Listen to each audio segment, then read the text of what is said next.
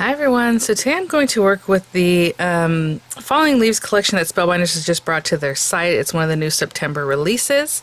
I do want to take a moment to let you know about their fall sale though. So the collection is a smaller collection. I believe it's a 3D embossing folder and maybe a couple other wax seals. This is the one I chose to review for you guys.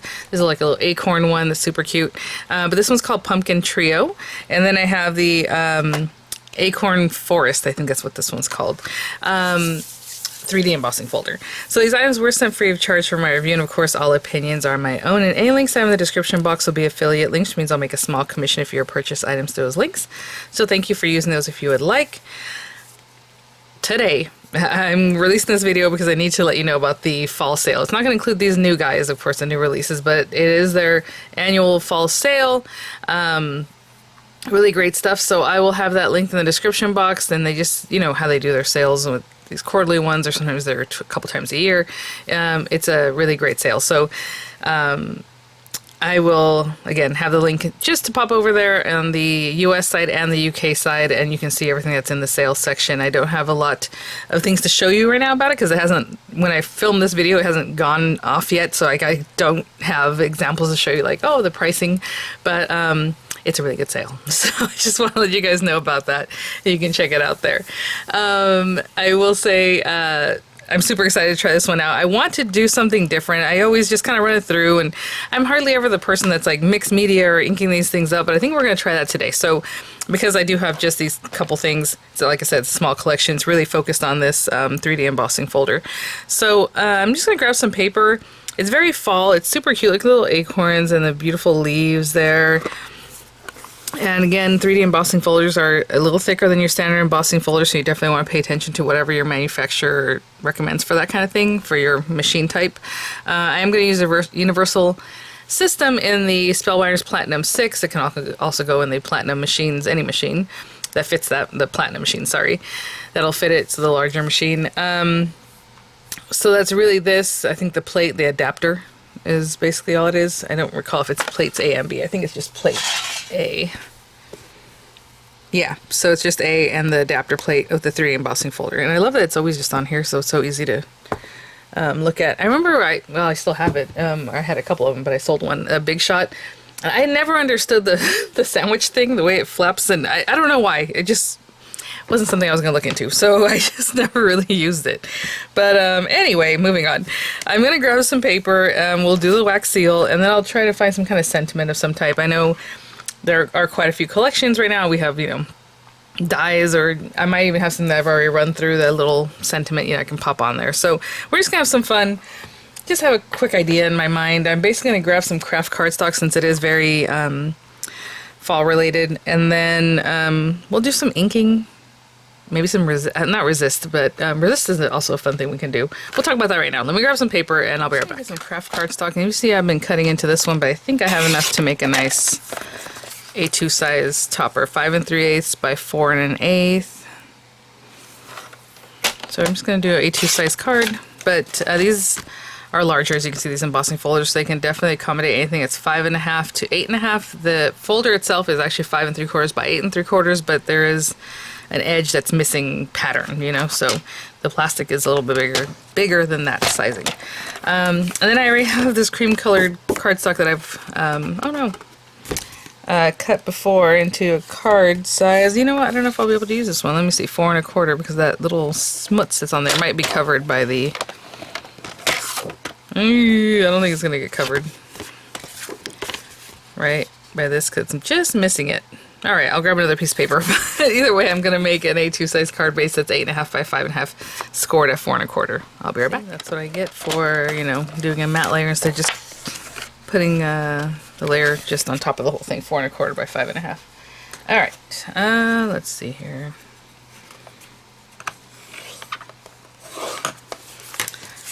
So, what I was saying is that you can do a resist with the same kind of technique, just use water. Excuse me, you would just use watermark ink. So like with what I'm going to do right now, just use a watermark. This kind of stuff. Let me see, I have one here.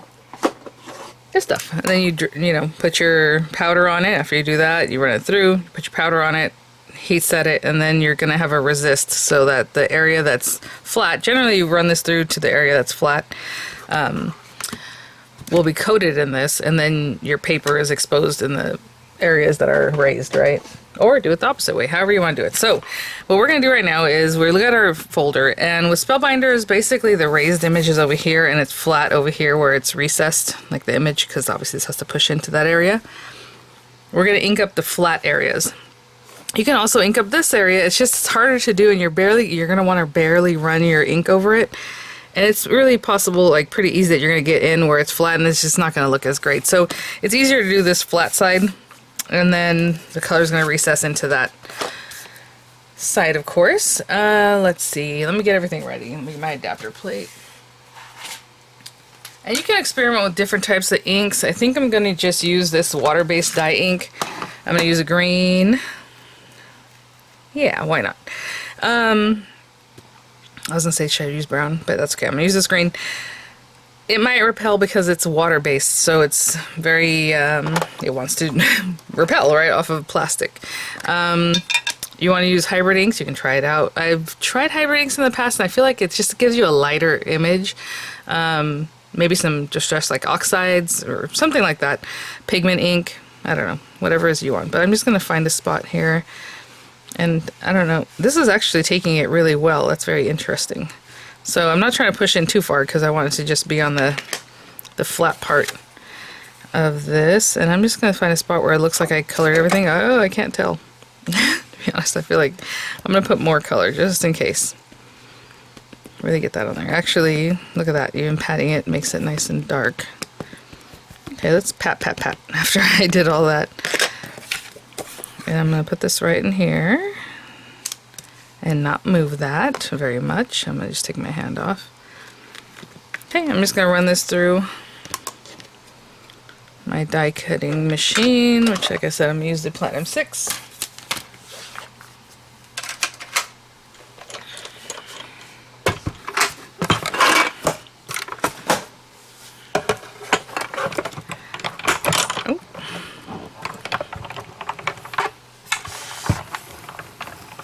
Oh, I hear the paper going so that's really tight.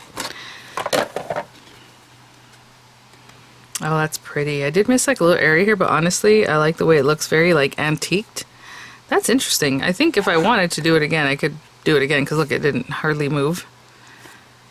But I'm kind of scared. But I do like the way that came out. Let's do a little bit more here. Might have just missed. And since it didn't move, because it is a 3D embossing folder and that stuff's like holding on, I'm going to do it one more time. If you're afraid of that, don't do it. If you feel like it shifted at all. Ooh, lots of noises. Alright. Ooh, okay. Got a little better there. That's really pretty. Very pretty. Actually, not even what I expected. Because, you know, this is a 3D embossing folder, so it does do different things than just like your standard. That looks awesome. Okay, I'm just gonna go wash this off. I'll be right back. I went to go rinse that off because I realized I made myself some tea maybe 20 minutes ago. I always forget because I like to let my tea steep for a long time, like at least 10 minutes. And I always put 2 tea bags in there. So I like a nice strong tea. And I forgot it was just sitting there. All right. Okay, I did want to show you this, that you just rinse it off. It's water-based dye ink. It comes right off. Okay. I was going to go over it with another color, but to be honest, I think this looks so pretty. I don't want to mess it up. You know what I'm saying? Because I was thinking maybe some brown or like an orangey color and just kind of go over it.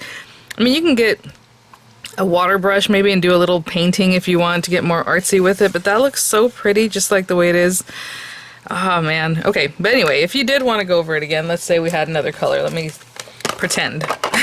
You just grab this, obviously not on your card base, and just go over it, the very top there. I mean, I really don't want to do it. Yeah, I'm just doing this in the air because I'm giving it like a little edge, but I do not want to do that on this one. I don't know, I just love the way it came out. So I'm just going to put a little bit of brown around the edges, but that's not what I was talking about. I'm just talking about going over the whole thing, right? It's very pretty, so hopefully you can give you an idea of what that would do. Kind of just touches the raised areas. Okay, I'm just going to glue that down, and With these guys, just a lot of glue because there's a lot of raised and hills and valleys and all that. I mean, look at the deboss side, it's so pretty too.